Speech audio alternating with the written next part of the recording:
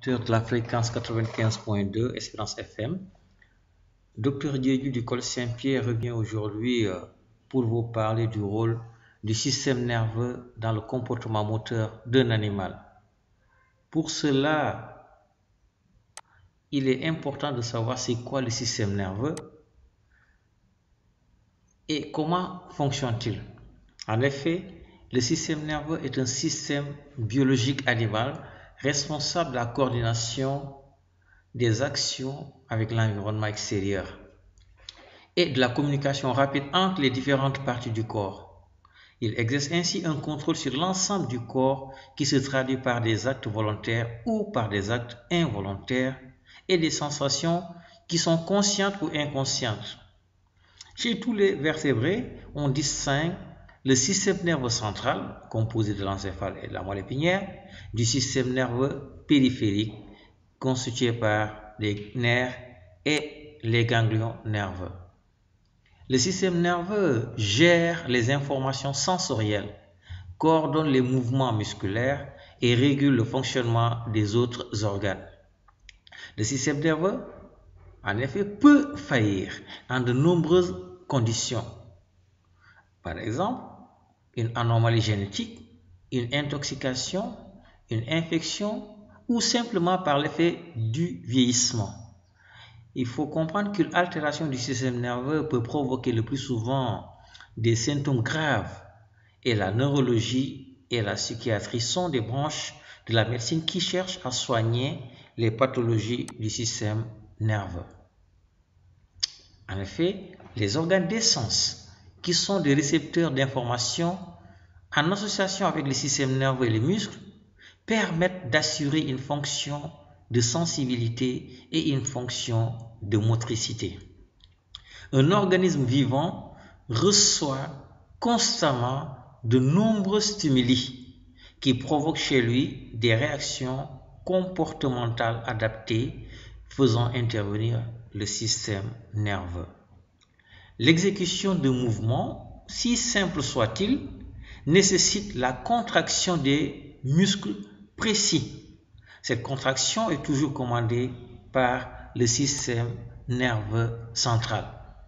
Mais le mouvement peut correspondre soit à un mouvement décidé par le sujet, on parle alors de mouvement volontaire ou spontané ou intentionnel, soit à un mouvement automatique, involontaire, en réaction à un stimulus externe.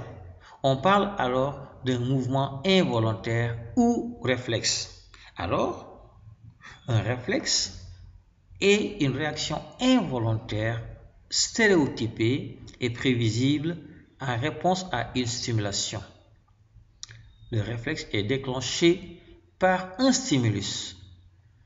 Le message nerveux ainsi généré emprunte un circuit appelé arc réflexe. Maintenant, c'est quoi un réflexe? On va essayer de comprendre la notion de réflexe. Alors, le comportement moteur d'un vivant correspond à l'ensemble des activités qui le mettent en relation avec son milieu. Ces activités sont sous le contrôle du système nerveux. Cependant, certaines réactions chez un être vivant se réalisent indépendamment de sa volonté. Ce sont les actes réflexes. La capacité de réaliser l'acte réflexe peut apparaître dès la naissance. On parle en ce moment de réflexe inné. Ou après un apprentissage, on parle alors de réflexe acquis ou conditionnel. Un réflexe est donc une réponse automatique et involontaire déclenchée par une stimulation efficace. Un réflexe inné est un réflexe dont toutes les structures indispensables sont fonctionnelles bien avant la naissance. Il ne nécessite par conséquent aucun apprentissage. Un réflexe conditionnel, par contre, est un réflexe acquis à la suite d'un apprentissage dans un conditionnement précis. Alors, nous allons essayer de prendre un exemple pour étudier les réflexes innés. On va prendre l'exemple de la mise en évidence de la flexion de la patte chez la grenouille. Et pour cela, il faut préparer l'animal. Ainsi, on prend une grenouille décérébrée. Cette grenouille qui ne conserve que la moelle épinière comme centre nerveux est dite spinale. Elle perd toute motricité volontaire. On la suspend ensuite à une potence de sorte à laisser les 4 pattes pendantes. Dès qu'un objet entre en contact avec la peau de l'une de ses cuisses ou dès qu'il y a un pincement d'un doigt de la patte, l'animal en suspension fléchit le membre correspondant. Ainsi, les membres d'une grenouille, même spinale, fléchissent à chaque stimulation de la peau d'un de ses membres. Une telle réaction est un réflexe.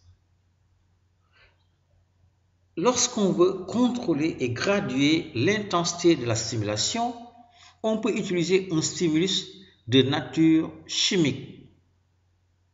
Par exemple, une solution d'acide acétique de concentration régulièrement croissante que l'on applique sur l'extrémité du doigt le plus long de la patte postérieure gauche. On constate alors, pour des concentrations faibles, aucune réaction musculaire de l'animal n'est notée.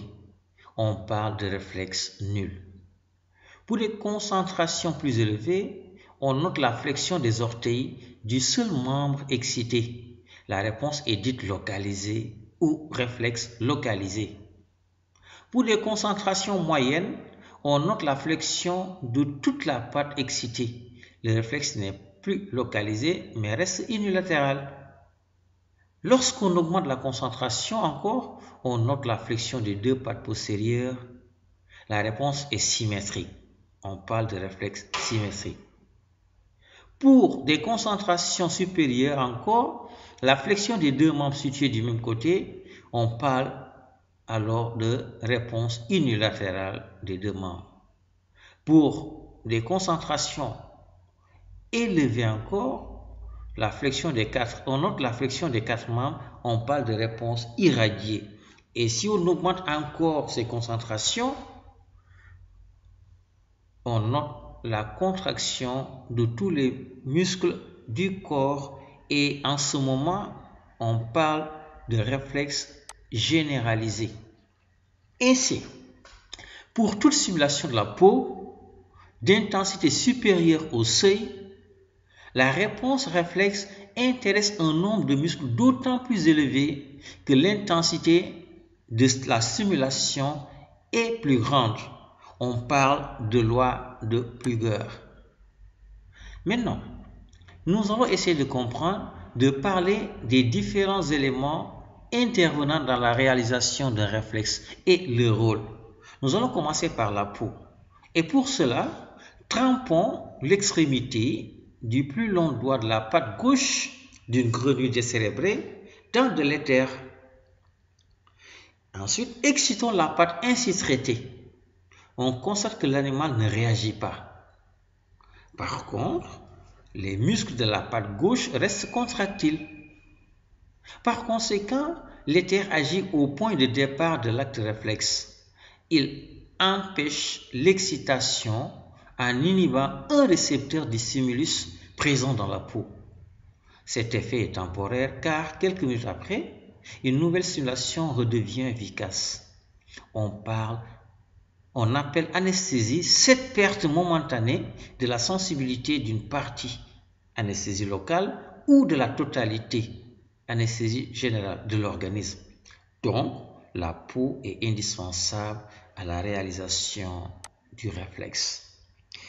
Pour le nerf sciatique, nous allons prendre une grenouille spinale. Ensuite, mettons à nu un nerf sciatique et sectionnons-le. Après cette section, on constate que la patte opérée devient flasque. Pinçons la peau de la patte opérée, on n'obtient aucune réponse. Il y a donc paralysie totale de la patte. Excitons maintenant le bout périphérique du nerf coupé. Seule la patte opérée réagit. Le nerf sciatique conduit donc l'influx nerveux moteur des centres nerveux vers les muscles. Il contient donc des fibres nerveuses motrices. Maintenant, excitons le bout central du nerf. Tous les autres membres peuvent se contracter sauf la patte opérée. Le nerf sciatique conduit alors l'influx nerveux sensitif du récepteur vers le centre nerveux réflexe. Il contient donc des fibres nerveuses sensitives. Puisqu'il contient à la fois des fibres nerveuses sensitives et motrices, le nerf sciatique est un nerf mixte. Alors, maintenant, nous allons effectivement parler du rôle de la moelle épinière. Chez une grenouille spinale, détruisons la moelle épinière, on dit que la grenouille est décérébrée et démédulée. Si nous pinçons l'une des pattes, on n'observe aucune réaction. Tous les réflexes sont abolis. L'intégrité du centre nerveux médulaire est donc indispensable à l'exécution de la réponse réflexe. Par contre, l'encéphale n'est pas indispensable car toutes les expériences ayant été réalisées auparavant sont réalisées sur un animal qui était spinal. Conclusion, on peut dire que la moelle épinière est le centre nerveux du réflexe de flexion de la patte de la grenouille.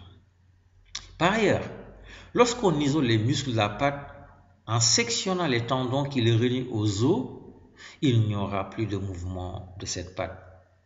Alors on peut dire que les muscles squelettiques sont responsables du mouvement. Ils jouent le rôle d'effecteur. Alors pour cela, nous allons synthétiser tout ça pour voir les différents éléments et leur rôle intervenant dans la réalisation d'un acte réflexe. Ainsi, la réalisation d'un réflexe nécessite les éléments suivants. La stimulation de récepteurs périphériques qui transforment un agent physique ou chimique en influx nerveux. Ensuite, la conduction de cet influx nerveux centripète par des fibres sensitives vers un centre nerveux. Ensuite, nous avons le centre nerveux qui intègre ces messages. Ensuite, nous avons la propagation de cet influx nerveux centrifuge dans les fibres motrices. Et enfin, la réponse d'un organe effecteur. Alors, qu'est-ce qui caractérise ces réflexes innés? Ces réflexes innés ou réflexes absolus sont identiques chez tous les individus de la même espèce. Ils sont alors spécifiques et stéréotypés. Ce sont des réactions comportementales automatiques, inconscientes, prévisibles, immuables et inéluctables. Les réflexes innés se caractérisent également par une coordination des effecteurs. Nous allons prendre comme deuxième exemple le réflexe rotulien, qui est un réflexe médulaire donc commandé par la moelle épinière. Nous savons que la percussion du ligament rotulien entraîne l'extension de la jambe par conséquent du quadriceps. Alors, le réflexe rotulien est un réflexe myotatique. Et le réflexe myotatique a une forme stéréotypée et ne résulte d'aucun apprentissage. Donc, c'est un réflexe inné. Le réflexe myotatique est une contraction automatique et involontaire de muscles en réponse à son propre étirement. Dans ce réflexe de contrôle de la tension musculaire, les récepteurs sensibles à l'étirement sont les fuseaux neuromusculaires. Ainsi, tout léger étirement liminaire de muscles déclenche la naissance d'influx nerveux sensitifs, c'est-à-dire un potentiel d'action modulé en fréquence sur les fibres sensitives jusqu'au centre nerveux. Puisque le récepteur et l'effecteur sont des structures d'un même organe, alors l'élaboration d'influx moteurs dans le centre nerveux se fait directement entre le neurone sensitif et motoneurone. Donc, il n'y a pas de neurone d'association. D'où l'existence d'une seule synapse, on parle d'arc réflexe monosynaptique. Le réflexe rotulien est un exemple de réflexe myotatique avec coordination d'effecteurs musculaires antagonistes. Dans cet exemple du réflexe rotulien, le choc sur la rotule provoque l'étirement du muscle antérieur de la cuisse, c'est-à-dire le muscle extenseur. Cet étirement déclenche des influx sensitifs qui sont nés au niveau des fuseaux neuromusculaires.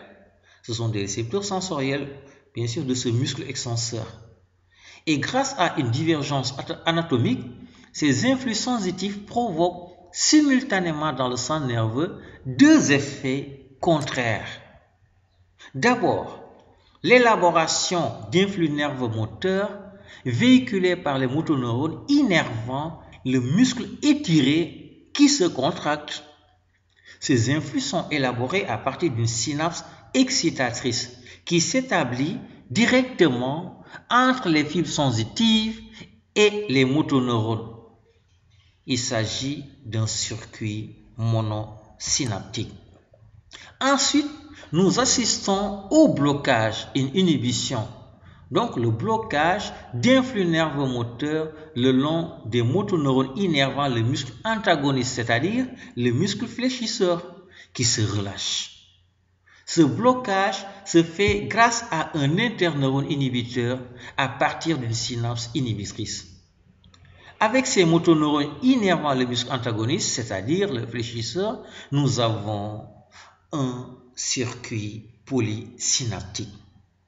Il existe alors, dans cette réponse réflexe, une coordination de deux effecteurs antagonistes qui est rendue possible grâce à leur innervation réciproque. Alors, on parle de loi de coordination de Sherrington. Les réflexes innés sont très diversifiés et peuvent être classés selon la position du récepteur dans l'organisme ou bien selon le centre nerveux ou alors selon la nature de l'effecteur. Selon la position du récepteur, nous avons deux types de réflexes. Nous avons d'abord les réflexes extéroceptifs et les réflexes interoceptifs. Pour les réflexes extéroceptifs, ce sont des réflexes dont les récepteurs sont situés à la périphérie de l'organisme et recueillent les stimuli provenant de l'environnement. Exemple, la peau, l'oreille, le nez, etc. Et pour les réflexes interoceptifs, ce sont des réflexes dont les récepteurs sont situés à l'intérieur de l'organisme. Alors, soit dans les viscères, et en ce moment on parle de réflexes viscéroceptifs, soit dans les muscles, les tendons ou les articulations. Et dans ce cas, on parle de réflexes proprioceptifs.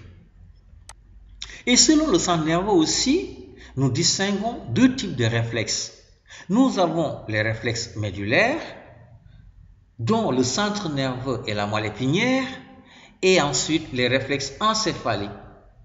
Parmi ces réflexes encéphaliques, nous avons les réflexes bulbaires, donc le centre nerveux est le bulbe rachidien. Nous avons les réflexes cérébelleux, commandés par le cervelet, et les réflexes hypothalamiques, dont le centre nerveux est l'hypothalamus. Enfin, nous pouvons aussi classer les réflexes innés selon la nature de l'effecteur. Et pour cela, nous allons distinguer deux types de réflexes. D'abord, les réflexes moteurs. Ici, l'effecteur est un muscle et l'acte réflexe est un mouvement ou un contrôle du tonus musculaire. C'est pour l'équilibre et la posture. Et ensuite, nous avons les réflexes sécrétoires. Ici, l'effecteur est une glande et l'acte réflexe est une sécrétion. Alors, après ces réflexes innés, nous allons effectivement parler un peu des réflexes conditionnels et le conditionnement. Nous savons tous que freiner en arrivant Par exemple, près d'un feu rouge au volant de sa voiture, ou bien maintenir son équilibre sur une bicyclette, ou même tendre la main pour saluer un ami, sont des réactions le plus souvent involontaires provoquées par un stimulus extérieur. Il s'agit alors d'activités réflexes. Mais ces comportements ne sont pas innés. Ils sont acquis par apprentissage, au hasard des circonstances ou grâce à des leçons. Ils ont parfois exigé un gros effort d'attention et de volonté. Avant de devenir des réflexes, ils ont nécessité un apprentissage, véritable conditionnement de l'individu, et sont appelés pour cela réflexes conditionnels. L'étude des réflexes conditionnels a été conduite au laboratoire grâce à des processus de conditionnement très précis qui vont être analysés à partir de deux exemples.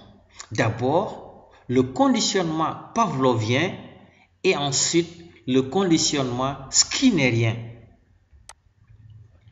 Pour le conditionnement pavlovien, nous allons étudier les réflexes de la salivation. Et pour cela, on prend un chien muni d'une fistule salivaire. Alors, nous allons effectivement donner de la viande. On constate que la salive coule en grande quantité. Ce réflexe est déterminé par les propriétés chimiques et physiques des substances qui entrent en contact avec la muqueuse buccale. Ce sont des excitants absolus. Cette salivation se produit si les hémisphères sont détruits. Elle est donc indépendante de la volonté. Elle se produit avec n'importe quel chien. C'est un réflexe inné. Il semble y avoir des liaisons permanentes entre les agents externes et la salivation. Le réflexe est dit aussi absolu. Alors, des stimulations portées au niveau de la muqueuse buccale sont qualifiées de stimulus conditionnels. Sont qualifiés de stimulus inconditionnels, c'est-à-dire qu'ils ne nécessitent aucune préparation préalable pour agir. Ce réflexe disparaît si les nerfs se rendant aux glandes salivaires sont sectionnés ou si le bulbe ou la moelle épinière sont détruits. Alors, sans donner à manger au chien, on lui fait entendre un bruit. La salivation n'a pas lieu, bien sûr. Le chien tourne la tête dans la direction du stimulus. On parle alors de réflexe d'investigation qui disparaît si le stimulus est répété. Ce stimulus est sans aucune influence sur la salivation. Pour ces raisons, on dit qu'il est neutre. Alors, pour le conditionnement de type pavlovien, on sait que l'évocation d'un mets savoureux fait venir l'eau à la bouche. Il s'agit d'une abondante sécrétion salivaire. Inutile puisqu'il n'y a pas d'aliment dans la bouche. Alors, comment peut-on expliquer un tel phénomène? Les travaux de Pavlov réalisés en 1902 permettent de comprendre tout cela. Un chien qui est totalement isolé du monde extérieur dans une enceinte nommée tour de silence de Pavlov, alors l'animal n'est soumis qu'à un seul stimulus auditif, c'est-à-dire le bruit du métronome, et à un seul stimulus gustatif, c'est-à-dire la nourriture. Alors, les battements du métronome sont déclenchés quelques secondes avant qu'une goutte de solution acidulée, si vous voulez, ne soit déposée sur la langue du chien. Il y a immédiatement sécrétion salivaire. C'est la réponse réflexe au stimulus absolu que constitue la solution acidulée. Maintenant, répétons plusieurs fois l'association entre le signal sonore, habituellement sans action sur la sécrétion salivaire, bien que l'organisme le perçoive, et la solution acidulée, qui est un excitant absolu. Après plusieurs essais, le signal sonore seul suffit pour déclencher la sécrétion salivaire. Alors, le bruit du métronome, initialement neutre vis-à-vis de la sécrétion salivaire, a constitué une condition à la réalisation de la réponse sécrétoire. Au cours du conditionnement, il est devenu capable de déclencher à lui seul la sécrétion salivaire. Le signal sonore est alors appelé stimulus conditionnel et la réponse comportementale obtenue est un réflexe conditionnel. Alors, quelles sont les modalités de mise en place du conditionnement? Le conditionnement ne s'installe que si le stimulus neutre précède le stimulus absolu. Le son émis par le métronome, stimulus neutre vis-à-vis de la sécrétion salivaire, n'est cependant pas totalement indifférent pour l'animal. Celui-ci, on dit, oriente la tête en direction de la source sonore, mais après plusieurs répétitions, la réaction d'orientation disparaît. Et c'est alors que s'installe la réaction salivaire. Si les battements du métronome sont émis plusieurs fois sans nouvelle association avec le stimulus absolu, la sécrétion salivaire diminue rapidement d'importance puis disparaît. Donc, pour se maintenir, le réflexe conditionnel doit être entretenu par une association régulière des deux stimuli. Lorsque le réflexe est régulièrement entretenu, la reconnaissance du stimulus conditionnel s'affine par rapport à des stimuli voisins. Ainsi, l'animal est capable de réagir à un stimulus de fréquence ou d'intensité parfaitement définie. Par exemple, le nombre de battements du métronome. Alors que les stimulations de fréquence ou d'intensité très voisines, d'abord efficaces, deviennent neutres par rapport à la réponse réflexe. Comment interpréter alors ce type de conditionnement? L'analyse des expériences de Pavlov permet d'affirmer qu'une nouvelle relation est devenue fonctionnelle entre le récepteur du stimulus conditionnel et l'effecteur, c'est-à-dire les cellules sécrétrices de salive. Il s'agit en fait d'une nouvelle liaison fonctionnelle entre l'aire auditive du cerveau et l'aire gustative. Donc, dans ce cas, pris ici comme exemple, les hémisphères cérébraux interviennent dans l'établissement de cette nouvelle voie nerveuse. Ensuite, après le conditionnement pavlovien, nous allons parler du conditionnement skinnérien ou opérant. En effet, en 1938, Skinner met en évidence un autre type de conditionnement, un autre type de réflexe acquis. Et là, prenons comme exemple le conditionnement d'un animal qui, appuyant sur une pédale, reçoit de la nourriture. Ce rat est placé dans une enceinte riche en objets divers et qui comprend en particulier un dispositif délivrant des aliments en quantité limitée chaque fois que l'animal appuie sur une pédale. Il arrive qu'en explorant sa cage, le rat appuie accidentellement sur la pédale et obtienne de la nourriture. Les premières fois, le geste est fait au hasard. Mais très vite, l'action est renouvelée et se produit avec une fréquence de plus en plus grande grâce à l'effet de récompense que constitue la nourriture obtenue. Le comportement ainsi observé n'a pas de relation avec un réflexe inné préalable. Il n'est pas non plus la réponse à une variation de facteurs de l'environnement. Après plusieurs répétitions, Appuyer sur la pédale devient un geste automatique dès que l'animal aperçoit celle-ci. Ce comportement se produit un certain temps, même en absence de récompense. Pour se maintenir, le conditionnement doit être entretenu par association périodique du renforcement nourriture et de l'appui sur la pédale. Entretenu grâce à un renforcement intermittent, le conditionnement s'améliore jusqu'à la réalisation de la cadence la plus élevée possible.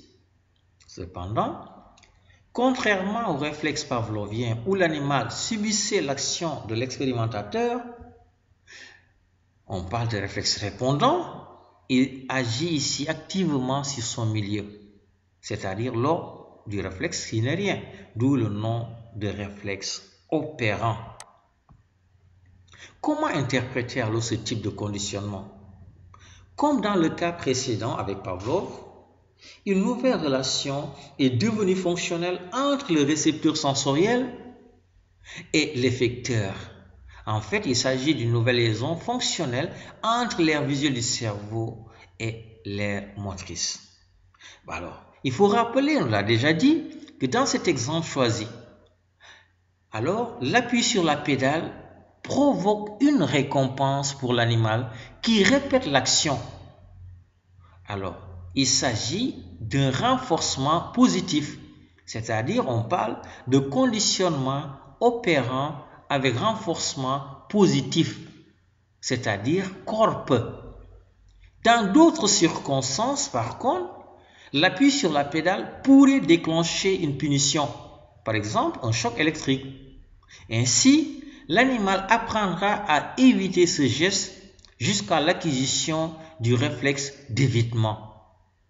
Alors, on parle de renforcement négatif, c'est-à-dire c'est un conditionnement opérant avec renforcement négatif, c'est-à-dire corne. Alors, quels sont les caractères de ces deux types de conditionnement? Alors, ces deux conditionnements, ils sont acquis, individuels et temporaires. Et non entretenus, ils s'atténuent et finissent par disparaître. Mais aussi, l'un et l'autre conduisent chez l'animal à une réponse stéréotypée. Aussi, il faut comprendre que l'un et l'autre nécessitent la création d'une nouvelle liaison nerveuse fonctionnelle entre organes récepteurs et effecteurs intervenant dans la réponse conditionnée. Les liaisons nerveuses nouvelles ainsi créées dans les centres nerveux sont toujours très complexes. Pour certains conditionnements, soit de type pavlovien, soit de type skinnérien, le cortex cérébral paraît nécessaire à leur mise en place. Dans d'autres cas, les centres nerveux sous-corticaux suffisent à l'établissement de la réponse conditionnée. Mais lorsque les voies nouvelles sont devenues fonctionnelles, l'activité réflexe se déroule sans effort et même souvent chez l'homme sans y penser. Ces voies nouvelles, sélectionnées dans les premières phases de l'apprentissage, souvent empruntées par la suite, deviennent progressivement de plus en plus faciles à parcourir par l'influx nerveux et permettent des comportements automatiques. Dans le cas du conditionnement pavlovien ou répondant, l'animal subit le milieu. Il répond à des stimulations issues de l'environnement. Mais dans le cas du conditionnement skinnérien ou opérant, l'animal agit sur le milieu. Il opère une modification de celui-ci, le transformant dans un sens qui lui est favorable grâce au renforcement. Alors, nous allons essayer de comparer ces deux types de réflexes. Il faut comprendre que pour ces deux types de réflexes, ce sont des réponses qui sont automatiques et involontaires, déclenchées par une excitation. Ils nécessitent l'intervention de 5 types d'organes: récepteurs, voies sensitives, centre nerveux, voie motrice et effecteur. Par contre, pour les réflexes innés, ce sont des réflexes qui sont absolus, spécifiques et stéréotypés. Ils sont immuables et inéluctables. Par contre, les réflexes conditionnels ou acquis, ils sont acquis suite à un apprentissage. C'est-à-dire, ce sont des réflexes conditionnels, comme on a dit. Ils sont individuels, temporaires et extinctifs. C'est-à-dire, ce réflexe disparaît s'il n'est pas entretenu. Quelle est l'importance de ces réflexes conditionnels? On sait que la liaison faite par la mémoire entre le nouveau signal et le réflexe absolu permet de mettre en place chez l'individu des automatismes. C'est pourquoi on allume sa lampe en entrant dans sa chambre sans même s'en rendre compte, ou bien on conduit une voiture avec aisance. Une grande part de l'éducation repose sur la mise en jeu des réflexes conditionnels. En effet, le réflexe conditionnel est très important dans la vie d'un être vivant. En effet, il intervient lors de l'habituation, qui est la première manifestation qui apparaît chez le nourrisson. Dans l'apprentissage associatif, qui est le résultat de plusieurs conditionnements. Dans le dressage des animaux pour le spectacle, par exemple lion-singe, pour la recherche de drogue, de bombes, chien et policiers, l'animal apprend par l'entraînement à bien réagir à des signaux. Maintenant, chez l'homme, l'apprentissage permet notamment l'acquisition d'automatismes comme conduite de voiture, équilibre sur le vélo, gestes de l'écriture, etc. Mais aussi la mise en place de moyens de communication entre les individus. Il y a aussi l'élaboration de signaux intervenant dans les rapports sociaux et dans l'éducation. Saluer la personne, dire merci, etc. Mais aussi, il y a l'adaptation individuelle. Mais alors, lorsqu'on parle de conditionnement, le conditionnement est une situation expérimentale de laboratoire précis, limité, bien défini. Par rapport à l'apprentissage qui représente l'acquisition réalisée progressivement tout au long de la vie, difficilement analysable, il est le résultat de multiples conditionnements, certains de type pavlovien, d'autres de type skinnérien. Mais chez l'animal, à cet apprentissage peut s'ajouter un dressage. Maintenant, ces réflexes déjà vus, nous allons parler des mouvements volontaires ou spontanés. Il faut comprendre qu'un acte volontaire est conçu, décidé, puis exécuté de façon délibérée. La personne choisit de faire le geste et peut interrompre son déroulement. Donc, l'acte volontaire n'est pas inéluctable.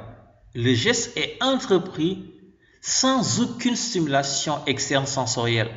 Donc, l'acte est spontané. Par exemple, une expérience de mise en évidence.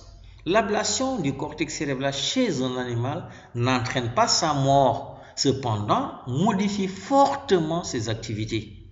En effet, il reste immobile, ne cherche pas à s'alimenter, mais avale la nourriture quand on la lui enfonce dans la gueule. Donc le cerveau est le centre nerveux responsable des activités volontaires. Et pour cela, nous avons ce qu'on appelle la motricité volontaire avec l'aire motrice. Chez l'homme, si on porte une stimulation sur un territoire précis dans le cortex de la zone frontale de l'hémisphère gauche, on déclenche des mouvements du corps dans la partie droite. La même observation est faite sur la partie droite du corps si l'excitation porte sur le même du cortex de l'hémisphère gauche. Donc, on peut dire que les influx nerveux moteurs naissent spontanément de la zone frontale du cortex cérébral. C'est l'aire motrice. L'aire motrice de l'hémisphère droit commande les mouvements des organes de l'hémisphère gauche et vice-versa. Chaque partie du corps est représentée par un territoire bien précis, dont la surface est proportionnelle au nombre, à la finesse et à la précision des mouvements qu'elle est capable de réaliser. Nous avons, en avant de l'aire motrice, un territoire mal délimité dont l'ablation n'entraîne pas la perte des mouvements volontaires, mais se traduit par des troubles plus ou moins graves de leur coordination. Ce sont les aires psychomotrices.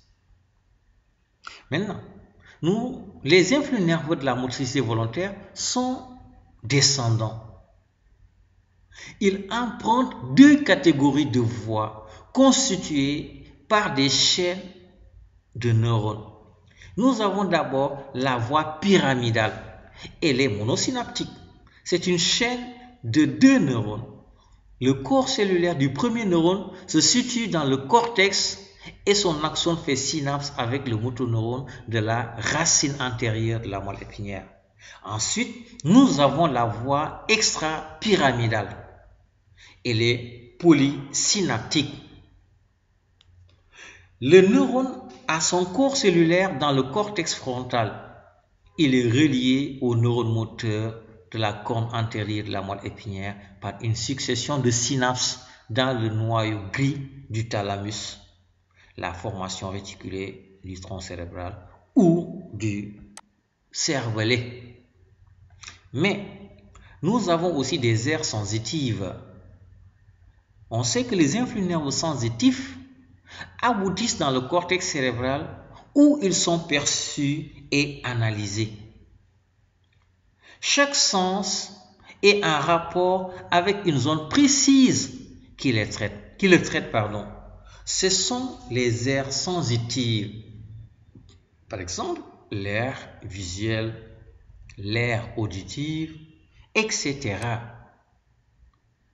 Elles peuvent être mises en évidence par des expériences d'ablation ou d'excitation ou par imagerie par résonance magnétique IRM. Chaque aire sensitive est accompagnée d'une région qui intègre et analyse les informations sensorielles. Ce sont les aires psychosensitives. Leur lésion n'entraîne pas la disparition des sensations, mais une incapacité de les interpréter. Ensuite, nous avons les influx, les influx nerveux de la sensibilité consciente sont ascendants. Ils sont conduits par une chaîne de neurones dont le premier correspond au neurone de la corne postérieure de la moelle épinière. Ces dendrites sont en rapport avec les récepteurs de la peau, des muscles, des articulations, des tendons, etc. Son axone fait synapse dans la moelle épinière avec une chaîne ascendante de 4 neurones qui longent la moelle épinière. Maintenant, nous arrivons à terme de notre exposé et on va essayer de conclure. Vous savez, à la différence des activités réflexes, l'activité spontanée n'est pas prévisible. Toutefois, la distinction entre activité spontanée et activité réflexe conditionnelle n'est pas toujours facile à faire car le cortex cérébral intervient dans les deux formes d'activité. Merci d'avoir suivi. Je vous donne rendez-vous sur la page Facebook pour les applications au cours mais aussi pour des propositions de correction. Merci, à la prochaine fois.